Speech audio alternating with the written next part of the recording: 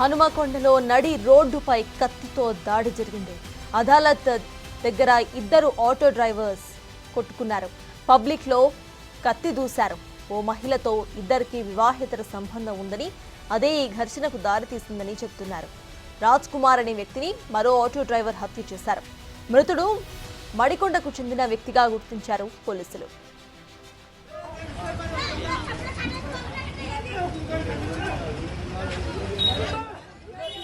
ఇక ఇదే అంశంపై పూర్తి సమాచారాన్ని మా ప్రతినిధి వేణు అందిస్తారు.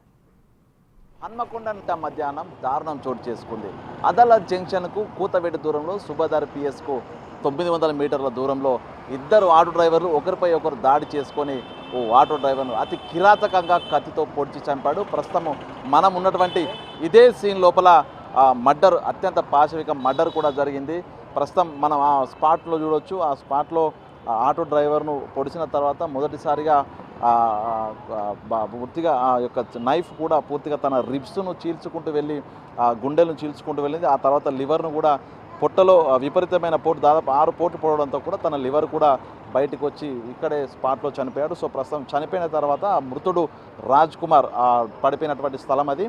మొదటగా తను దాడి చేసే ముందు కూడా ఇద్దరు మడికొండ గ్రామానికి చెందినవారు. అక్కడే ఇద్దరు కూడా ఆటో నడుపుకుంటూ కూడా జీవనాధారం గడిస్తున్నారు. సో వీళ్ళిద్దరి మధ్య కూడా ఒక మహిళ ద్వారా ఒక వితంతువుతో వీళ్ళిద్దరికీ సన్నిహితంగా ఉంటున్న విషయంలోనే ఇద్దరి మధ్య కూడా గొడవ జరిగినట్లు తెలుస్తుంది. ఈ క్రమంలో 12 గంటల 10 నిమిషాలకు ప్రస్తుతం మనం చూస్తున్నటువంటి అదాలత్ జంక్షన్ ఉంది. ఆ జంక్షన్ వద్ద దాదాపు 30 సెకండ్ల పాటు సిగ్నల్ పడ్డ తర్వాత ఆగారు. అయితే ఆ క్రమంలో రాజ్ కుమార్ వెళ్తున్న ఆటోను వెంకటేశ్వర్లు కూడా, తను కూడా ఆటో డ్రైవింగ్ పని చేస్తుంటాడు. సో వెంకటేశ్వర్లను గమనించిన తర్వాత క్రాస్ లెవెల్ క్రాస్ చేసి వస్తున్నటువంటి రాజ్ కుమార్ ఆటోను ప్రస్తుతం మనం చూస్తున్నటువంటి ఈ కారు వద్ద ఢీ కొట్టాడు. ఈ కారు వద్ద ఢీ కొట్టి తనను తీవ్రంగా ఎంత చూస్తానంటూ బెదిరిస్తూ ఈ వెంకటేశ్వర్ అనే వ్యక్తి బెదిరించడంతో రాజ్ కుమార్ ప్రస్తుతం మనం ఉన్నటువంటి ఈ ప్లేస్లో ఆటో ఆపాడు. ఆ తర్వాత రాజ్ కుమార్ కూడా తనను తిడుతుండడం, బెదిరించడంతో తను కూడా ఆటో ఆపి ఏం సంగతి అంటూ కూడా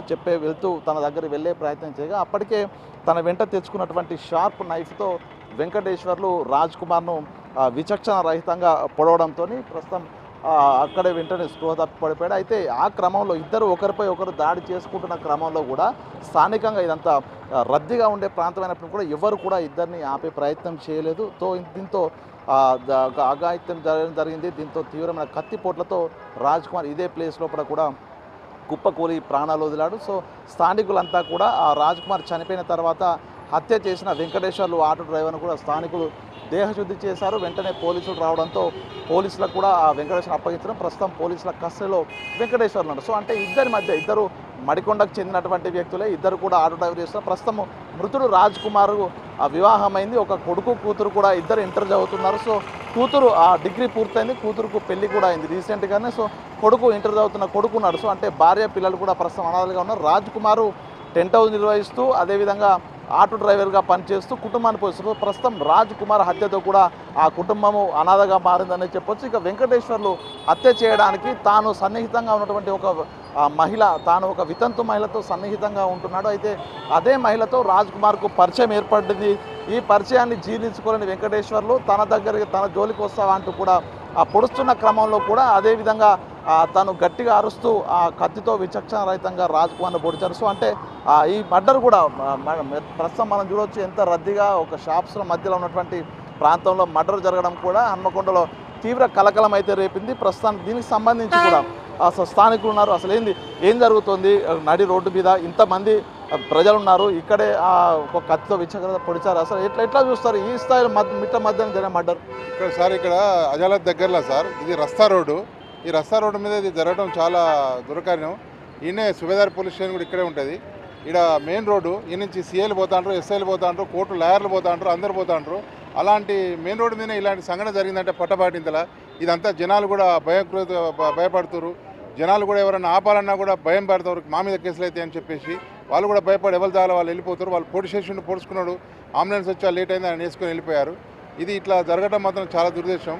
ఇట్లా ఇక కాకూడదని ఇట్లా మీరైనా చట్టప్రకారంగా పోలీస్ వ్యవస్థ చూసుకోవాలని పెట్రోలింగ్ కూడా ఎప్పటికప్పుడు పెట్రోలింగ్ తిరగాలని దయచేసి కొద్దిగా కోరుతున్నాను. అంటే వరంగల్లో కూడా ఈ మధ్య గంజాయిలో మత్తులో కొట్టుకునే వాళ్ళు స్టూడెంట్స్ కూడా కొట్టుకోవడము పూర్తిగా క్రైమ్ రేట్ కూడా పెరిగింది కదా, నిజంగా పోలీస్ వ్యవస్థ విఫలమవుతుందా దీన్ని కంట్రోల్ చేయడంలో? విప్లవం అయితే ఎక్కడ కనిపిస్తలేదు సార్, ఎక్కడ మాత్రం పోలీస్ వ్యవస్థ అయితే ఎక్కడ కనిపిస్తలేదు. ఇలాంటి జరుగుతూనే జరగంగానే కోర్టు పోతారు, జైలు పోతారు. చూసిన వాళ్ళని కూడా చూసినానికి పోయి ఇడిపిస్తాను పోతే కూడా వాళ్ళ మీద కేసులు అవుతాయని చెప్పి కూడా వాళ్ళు కూడా వస్తలేరు. కాబట్టి అట్లా కూడా భయపడి కూడా ఇట్లా మర్డర్ జరుగుతాయి పొద్దుదాకానే. పట్టబడింతలో ఈ మెయిన్ శివరస్త మీద జరగడం అంటే ఇదైతే చాలా దారుణం సార్. ఇట్లా జరగకుండా వ్యవస్థ చూడాలని కోరుకుంటున్నాం. ఇది స్థానికుల వర్షన్ కూడా విన్నాము. అయితే ఇట్లాంటి మర్డర్ మరి అందరూ చూస్తుండగానే ఒక రద్దీ ఉన్నటువంటి ప్రాంతంలో ఇట్లాంటి మర్డర్ జరగడం కూడా ప్రస్తుతం నగరంలో కలకలం అయితే రేపుతుంది. ప్రస్తుతం ఈ స్థలం వద్దే ఇదే ప్రదేశంలో పోలీసుల ఇంటర్సెప్టర్ వెహికల్తో కూడా పెట్రోలింగ్ చేస్తున్నారు. అంటే ఇట్లాంటి ఘటనలు జరగకుండా ప్రజలకు శాంతియుత వాతావరణంలో జీవించే విధంగా కూడా పోలీస్ వ్యవస్థ నమ్మకంగా పనిచేస్తే ఇట్లాంటి ఘటనలు జరగనేటువంటి వర్షం కూడా స్థానికుల నుంచి వినిపిస్తుంది. ఏది ఏమైనా కూడా ఒక మహిళా సాన్నిహిత్యంతో ఉండడంతో ఇది ఓర్చుకోలేని వెంకటేశ్వర్లు ఇలా నడి రోడ్డుపై తన ఆటోతో మొదటగా ఢీకొట్టి తనను గుద్దాలని చూడడం, ఆ తర్వాత తన ఆటోతో ఢీకొట్టిన తర్వాత తనను అడగడానికి వస్తున్నటువంటి వ్యక్తిపై తాను ప్లాన్ ప్రకారమే వెంట తెచ్చుకున్న కత్తితో విచక్షణ రహితంగా పొడిచి ఇక్కడే తను మర్డర్ చేయడం జరిగింది. సో ఏదేమైనా ఇట్లాంటి ఘటనలు అటు అక్రమ సంబంధాలు అయినప్పటికీ వీటిపై కూడా ఆ పోలీసులు పూర్తిగా కౌన్సిలింగ్ ఇప్పించాలి. ఇట్లాంటి ఘటనలు జరగకుండా చూడాలి. ప్రజల్లో భయభ్రాంతులు ఉండకుండా శాంతియుత వాతావరణం ఉండే విధంగా చూడండి స్థానికులు చెప్తున్నారు. సో మొత్తంగా ఈ కేసుపై సుబేదారి పోలీసులు కేసు నమోదు చేశారు. ప్రస్తుతం వెంకటేశ్వర్లు నిజంగా చంపడానికి హత్య చేయడానికి ఎందుకు ఇది వివాహేతర సంబంధమే కారణం ఉందా, లేకపోతే మరేదైనా ఇతర వ్యక్తిగత కారణాలు ఉన్నాయా, తాను కత్తి తీసుకొని ఎందుకు తిరుగుతున్నాడు, తన పథకం ప్రకారం చంపాల్సి వచ్చిందా, లేకపోతే ఇద్దరి మధ్య క్షణికావేశం లోపల గొడవ జరిగి చంపాడనే దానిపై కూడా పూర్తిస్థాయి డీటెయిల్స్ పోలీసుల విచారణ తర్వాత తెలిసే అవకాశం అయితే కనిపిస్తోంది.